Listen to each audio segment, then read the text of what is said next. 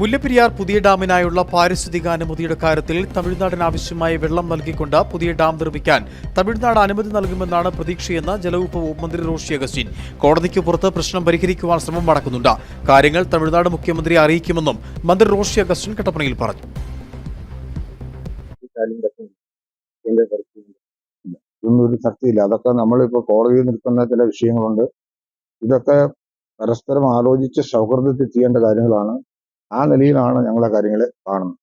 തമിഴ്നാടിന് ആവശ്യമായ ശുദ്ധജല ലഭ്യതയും ജലത്തിന്റെ ലഭ്യതയും ഉറപ്പുവരുത്തിക്കൊണ്ട് തന്നെ ഒരു സേഫ്റ്റി കൺസേണിൽ ഒരു ഡാം നിർമ്മിക്കുക എന്നുള്ളതാണ് ഗവൺമെന്റ് എടുത്തിട്ടുള്ള നയപരമായ തീരുമാനം. അതിനുവേണ്ടിയുള്ള DPR പാരിസ്ഥിതിക അനുമതികളൊക്കെ നമുക്ക് ആവശ്യമുണ്ട്. ആ തയ്യാറെടുപ്പുകൾ നമ്മൾ നടത്തുമ്പോഴും തമിഴ്നാടുമായി ഔട്ട് ഓഫ് കോർട്ടിൽ തന്നെ ചില ഡിസ്കഷൻസ് നടത്തി വേണം ഈ കാര്യങ്ങളിലേക്ക് പോകാൻ. അതിന് നല്ലൊരു അന്തരീക്ഷം ഉണ്ടാവുമെന്നാണ് ഞാൻ കരുതുന്നത്. അവർക്ക് ആവശ്യമായ ജലലഭ്യത ഉറപ്പുവരുത്തിക്കൊണ്ട് തന്നെ സുരക്ഷിതത്തിന്റെ ഭാഗമായി പഴക്കമുള്ളൊരു ഡാം പുനർനിർമ്മിക്കുന്നതിന് വേണ്ടിയുള്ള അനുമതി തീർച്ചയായിട്ടും നിരസിക്കില്ല എന്ന ഉറച്ച വിശ്വാസത്തിലാണ് സംസ്ഥാനം.